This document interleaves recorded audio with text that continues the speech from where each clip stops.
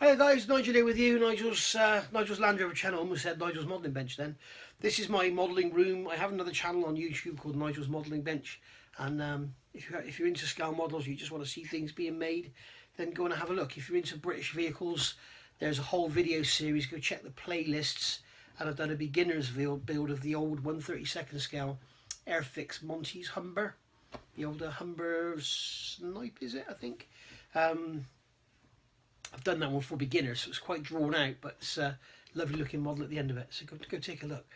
I've also done a build of a Land Rover 90 converted from a 110. I cut it all down and everything, and showed everything on there. So anyway, just a quick update really. Following my last video, I said we are going to get stuck into this Land Rover and get it going. Now the weather's better, and since then we've had two storms, or one storm and one horrible night of rubbish weather. So basically, as some of you will know, the Land Rover has to step aside so that the Mustang can go in the garage when it's windy. So if we've got strong winds about, I don't like the Land Rover, the Mustang being outside in case bins blow over or whatever into it. So that's the way it is. So I had a week of nice weather. What did I do with it? Well, at the end of last year, or even maybe last summer, I painted up all the components for the diffs and the axles and everything, like your brake back plates and the pinions for the diff and little brackets and bits. You got the brackets on the front swivels that hold the brake pipes and that. Done all that, wrapped it all up, put it in a box so it didn't get scratched, and put it away. Great, let's go and get that out. So I got it all out of the box, got it all out, ready it all on the bench, and yeah, I primed it all. I hadn't painted it at all, I just primed it. So not only did I have to paint all the hockey sticks on the front, the trailing arms, the panhard rod, I had to paint all that. I also had to paint all the little bits and pieces that I put away and just left in primer. Idiot. And of course, because the weather's been quite cold, the paint takes a long time to go off before you can handle it. So it's been kind of Monday, clean it, or not clean it up, but give it a key with some like 800 grit wet and dry just to make sure the paint keys. And that's Monday, give it a coat of paint, and then Wednesday turn it over, do it all again. Friday take it all down, put car away, sit and wait for weather. So that's where we are. So I've got all that painted now, ready to go, so we're good to go. I've also had to get some stuff from some Craddocks, some gaskets and bits and pieces that I'd misbought. I don't know what I've bought. I've got a load of ring gaskets, and you've got the little tiny ones which are for the swivels on the end of the axle, and then there's some great big ones I've bought. They must be for Discovery or something. And then I've got some other ones which are sort of the other sort of in between, and they're for the dry flanges on the outside. And then I've got some others which don't fit anything.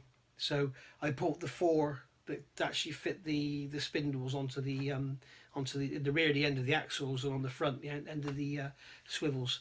So yeah, I don't know what the other ones are. I've got some paper rings to play with now.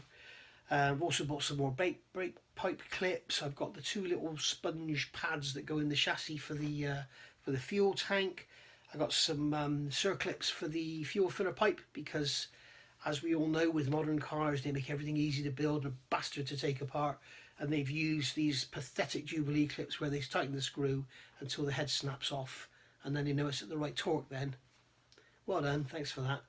Well, you just can't use a normal bloody worm drive Jubilee clip and have a torque wrench or something, is it that much to train people? Anyway, I don't know. But so I bought new clips for there.